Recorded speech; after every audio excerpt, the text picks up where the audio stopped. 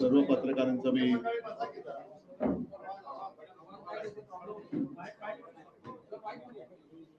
नको अरे जरा जरा तुम्ही शांत बसा नाही तर ठीक आहे. येतोय आवाज?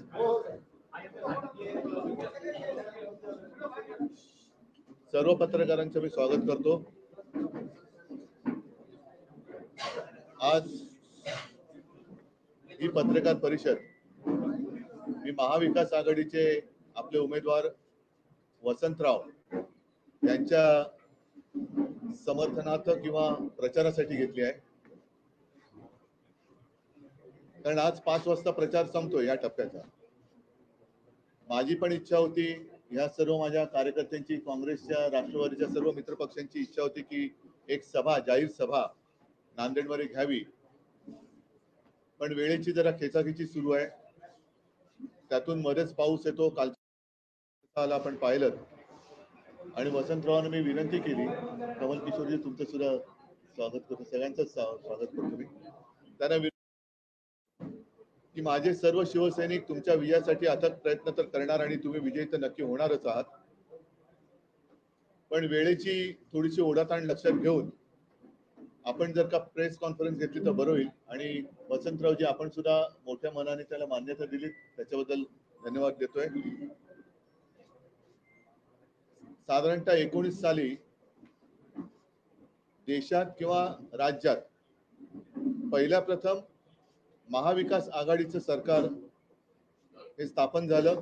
मी पहिल्या प्रथम हा शब्द एवढ्यासाठी वापरला कारण काँग्रेस, राष्ट्रवादी आणि शिवसेना हे 2 टोकाचे 3 पक्ष होते. ते एकत्र आले, सरकार स्थापन केलं. त्याचं नेतृत्व माझ्याकडे होतं. मला 2.5 वर्षामध्ये काँग्रेस असो, राष्ट्रवादी असो, सर्वच मित्रपक्षांनी अत्यंत उत्तम सहकार्य केलं. मधल्या काळामध्ये जी गद्दारी झाली ती गद्दारी झाली नसती तर आज सुद्धा हे सरकार महाराष्ट्राला खूप पुढे घेऊन गेलं असतं. आता मात्र पहिल्या प्रथम आम्ही एकत्र येऊन निवडणुका लढतो आहोत.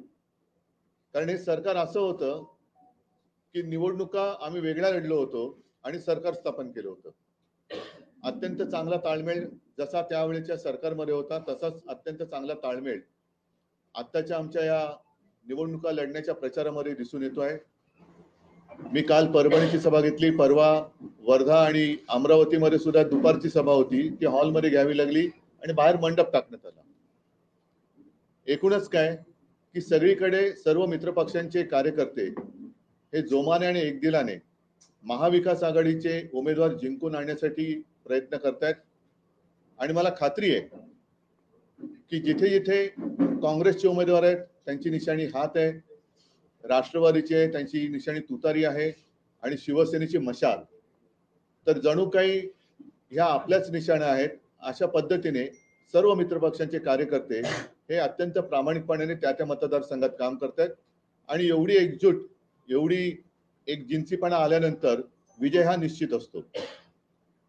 एकूण जर का तुम्ही पाहिलं तर देशामध्ये हुकुमशाहीच्या विरुद्ध एक लाट उसळलेली आहे आणि सगळ्यांच्या मनामध्ये भीती आहे की हे घटना बदलतील, हे संविधान बदलतील.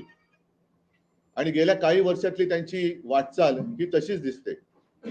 म्हणजे वसंतराव, मला या प्रचाराच्या दरम्यान काही शेतकरी भेटतात, कारण ग्रामीण भागामध्ये शेतकऱ्यांमध्ये मोठा असंतोष आहे आणि शेतकऱ्यांना विचारण्याची गरज लागत नाही. शेतकरी दादा स्वतःहून समोरून येऊन सांगतोय की यावेळेला आमचं मत महाविकास आघाडीला आहे. म्हटलं का तुम्ही एवढ्या निश्चयाने आता का उतरलेला आहात? तर त्यांचं म्हणणं की एकतर महाविकास आघाडीच्या सरकारने आम्हाला कर्जमुक्त केलं होतं, इतर बऱ्याच काही गोष्टी त्यांनी मला सांगितल्या. पण सगळ्यात प्रमुख मुद्दा त्यांनी जो सांगितला, जो मला सुद्धा काळजाला भिडला, ते म्हणाले, अहो उद्धवजी, हे जे भाजपचं आहे मोदी सरकार, त्या मोदी सरकारने संकटाच्या काळात साथ देणाऱ्या शिवसेनेच्या सातबाऱ्याचं नाव लिहिलं, तर उद्या यांचं सरकार आल्यानंतर आमच्या सातबाऱ्यावरती दुसऱ्याचं नाव लिहिलं तर आम्ही कोणाकडे जायचं? म्हणजे आता त्यांना ही भीती वाटायला लागले की ज्या मोदीजींनी इथूनच नांदेडमध्ये आले होते का आणखीन कुठे शिवसेनेला नकली सेना म्हटलं, ते बोलले तुमच्या नावाचा सातबारा, त्या सातबाऱ्यावरती खाडाखोड करून निवडणूक आयोगाच्या माध्यमातून यांनी सातबाऱ्यावरचं नाव बदललं, उद्या आमचा सातबारा खोडला आणि त्याच्यावरती दुसरं उपऱ्यांचं नाव लिहिलं तर आम्ही काय करणार? म्हणजे हा आता सातबारा बदलण्याचा एक जो धोका आहे हा शेतकऱ्याच्या लक्षात आलेला आहे. म्हणजे तुमच्या ते म्हणाले की तुम्ही एवढे सहकारी कठीण काळामध्ये तुम्ही त्यांच्या सोबत राहिलात आणि तुमच्याशी जर हे असे वागले असतील आणि वागत असतील आणि तुम्हाला आता नकली म्हणत असतील तर उद्या आम्हाला हे नकली शेतकरी म्हणतील, आमचा सातबारा चोरतील, आमची जमीन चोरतील आणि आम्ही काय करणार? कारण दात कोणाकडे मागणार? तर हा एक मोठा धोका हा त्यांच्या मनामध्ये दिसतोय. म्हणजेच काय की एक तर संपूर्ण 10 वर्षाचा नाकर्तेपणा यांच्या समोर आहे.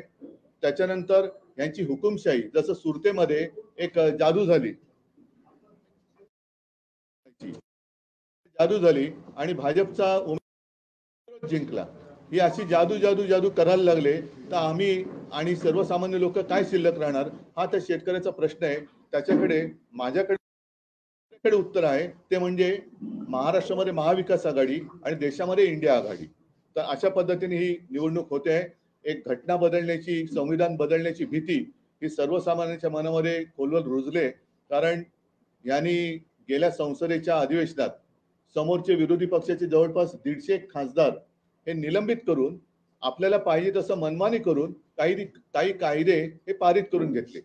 म्हणजेच काय की हम करे सो कायदा. तर आता याच्या विरुद्ध सगळी जनता एकवटलेली आहे. म्हणून वसंतरावजी, तुम्ही आणि संपूर्ण महाराष्ट्रातलेच, मला तर असं वाटतं की कदाचित 48चे 48 खासदार निवडून येतील. तर आणखीन तुम्हाला काय विचारायचं असेल? राज्य बँक गैरव्यवहार प्रकरणात अजित पवार आणि सुनीता पवार यांना क्लीन दिलेली आहे. काय वॉशिंग मशीनची जाहिरात आहे ना ती. एकीकडे तुमची सुरक्षा व्यवस्था जी आहे ती कमी करण्यात आली, परंतु आता पाच पवार यांना मात्र वाय+ दर्जाची. मला कळलं, रॉकेट लॉन्चर, रणगाडे वगैरे वगैरे काय काय देतात त्यांना.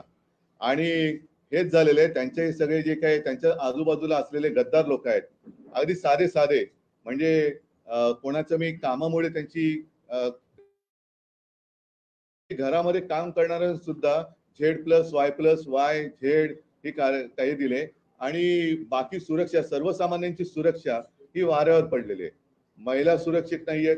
अगदी सलमान खानच्या घरासमोर सुद्धा गोळीबार होतोय. त्यांचाच एक आमदार गणपत गायकवाड, त्यांच्याच पक्षात कोणी ऐकत नाही म्हणून तो उद्विग्नतेने पोलीस स्टेशनमध्ये गोळीबार करतोय.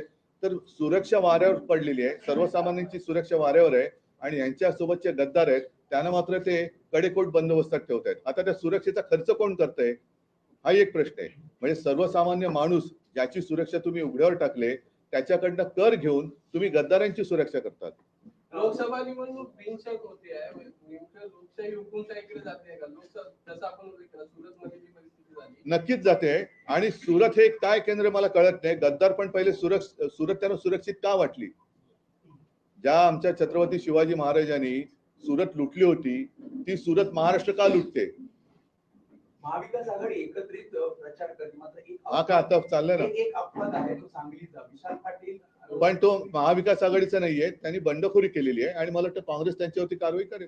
पण नांदेडमध्ये अशोक चव्हाण भाजपामध्ये गेले, त्यानंतर इथं महाविकास आघाडीवरती सूट घेतलं जातं. अशोक चव्हाणांचं भाजपात जाण्याबद्दल तुम्हाला काय वाटतं? त्यांचे ज्येष्ठ सहकारी इकडे बसलेत आणि ते गेल्यानंतर नवीन चेहरे पुढे येत आहेत, जे आतापर्यंत त्यांनी वाट ज्यांची आडून ठेवली होती. काही जण जसं आमच्यामध्ये काही सुभेदाऱ्या निर्माण झाल्या होत्या, त्या सुभेदाऱ्या आता या निमित्ताने मोडून पडल्या आणि उलट अशोकराव तिकडे गेल्यामुळे काँग्रेसला आता नवं चैतन्य प्राप्त झालंय. त्याच्याचमुळे वसंतरावांचा विजय हा निश्चित झालेला आहे. कारण शेवटी असं आहे की हे मोठी झालेली किंवा मोठी केलेली लोक गद्दार झाली तरी जनता गद्दार होत नाही. जनता कधीच गद्दार होत नाही. 2014 मध्ये आणि 19 मध्ये नरेंद्र मोदींनी अशी शपथ घेतली होती की आदर्श प्रकरणामध्ये जेवढे आरोपी आहेत त्यांना आम्ही मध्ये घालू. यावरती आपण काय? अरे माझ्यापेक्षा त्यांचं मत का नाही विचारत? मी काय मत व्यक्त करणार? जे तुमचं मत आहे तेच माझं मत आहे. म्हणजे हे खरं आश्चर्य आहे की त्यांनी त्यांच्या क्लिप्स आहेत, आदर्श नावाची सोसायटी निर्माण केली आणि शहीद परिवारांचा अपमान केला, त्यांची फसवणूक केली. त्या आदर्श घोटाळ्याचा निकाल लागलेला नाही.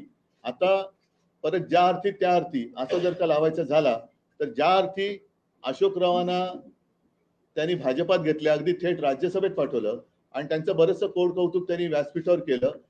तेव्हा तर त्यांनी कमाल केली की पुट्टपर्ती साईबाबांचा त्यांनी एक संदर्भ दिला, तिथे ओळख झालेली. आणि मोदीजी जेव्हा राजकारणात नव्हते तेव्हापासून शंकरराव जी चव्हाण हे राजकारणात होते, पण एवढी मोठी पदं भूषवून सुद्धा एवढी विनम्रता मी पाहिली नाही. तर ती विनम्रता पाहिली ती स्वतः जर का बाणवली तर अधिक बरं होईल. आणि याचा अर्थ आता असा आहे की तुम्ही जर का तेव्हा म्हणाला होतात की शहीदांच्या परिवाराला फसवलं, तर त्या फसवणुकीमध्ये भाजप आता सामील झालाय, असंच माझं ठाम आणि स्पष्ट मत आहे. तो साहेब मुख्यमंत्री एकनाथ शिंदे यांनी तुमच्यावर एक गंभीर आरोप केलेला आहे की घटनाबाह्य लोकांवर मी बोलत नाही. त्यांचा थेट म्हणणं आहे की महाविकास आघाडीच्या काळामध्ये मला वारंवार अपमान व्हायचा. महाविकास आघाडीतले मी घटनाबाह्य लोकांवरती मी बोलत नाही. त्यांना जसं सकाळी स्क्रिप्ट येतं ते कणून कणून बोलतात, आणि कणून असं जे बोलतात ते कणून म्हणजे कुंतत बोलत असतात ते. भाजप नेत्यांना काही जेलमध्ये टाकण्याचा तुमच्यावर त्याच्यावरती संजय राऊत यांनी काल अत्यंत उत्तम उत्तर दिलेलं आहे, आणि ते उत्तर मला वाटतं तुम्ही काल माध्यमांनी दाखवलं असेल, नसेल तर कृपा करून दाखवा. उद्धव ठाकरे यांचे संतुलन बिघडले असे मुख्यमंत्री म्हणाले. हा, उद्धव ठाकरे यांचे संतुलन बिघडले असे मुख्यमंत्री म्हणाले. मी घटनाबाह्य लोकांवरती बोलत नाही, आणि लोक त्यांना काय म्हणतायत हे जनतेत गेल्यावरती त्यांना कळते. महाआघाडीच्या किती जागा येतील? 48. आम्ही सगळ्या जागा लढवतोय, आणि सगळ्या जागा जिंकण्याच्या ईर्षेने आणि जिद्दीने लढवतोय. आणि एकूण जो असंतोष लोकांमध्ये पाहिला, आणि लोकांच्या मनामध्ये जी भीती, मी पुन्हा सांगतो, शिवसेनेच्या सातबाऱ्यावरती त्यांनी गद्दारांचं नाव लिहिलं, तसंच शेतकऱ्याच्या सातबाऱ्यावरती दुसरं कोणाचंही ते नाव लिहू शकतील, ही भीती आता शेतकऱ्याच्या मनामध्ये भरलेली आहे. एक तर शेतकऱ्याला तुम्ही काही दिलेलं नाही आहात, त्याला हमीभाव देत नाही, त्याला पीक विमा देत नाही, हे सगळे प्रश्न आहेत. पण उद्या आपली जमीन सुद्धा हे लुटतील, आणि सातबाऱ्यावरती भलत्याचं कोणाचं नाव लिहितील, ही भीती आता शेतकऱ्याच्या मनात आहे. ठीक आहे, मी परत एकदा ज्या कामासाठी मूळ आलो होतो ते म्हणजे वसंतरावांसाठी, आणि मी तमाम नांदेडकरांना हात जोडून विनंती करतोय की यावेळेला जरा मी आपली माफी मागतो, कारण प्रचाराच्या सभेला मी येऊ शकलो नाही. मात्र जसं तरुणाच्या काळामध्ये मी फेसबुक लाईव्ह करत होतो, ज्याच्यावरनं माझ्यावरती टीका झाली, हरकत नाही, पण महाराष्ट्रातल्या जनतेने मला साथ दिली होती, तसंच आज चॅनलच्या माध्यमातून मी तमाम नांदेडच्या जनतेला सांगत आहे की आपल्यावरती येणारे हे हुकुमशाहीचं संकट आणि तुमच्याशी झालेली गद्दारी याचा सूड उगवण्यासाठी महाविकास आघाडीचे वसंतराव चव्हाण यांना समोरच्याचा डिपॉझिट जप्त करून नांदेडमध्ये झालेला चिखल तुम्ही धुवून टाकाल, ही मला खात्री आहे. सगळ्यांना धन्यवाद. गडकरी यांच्या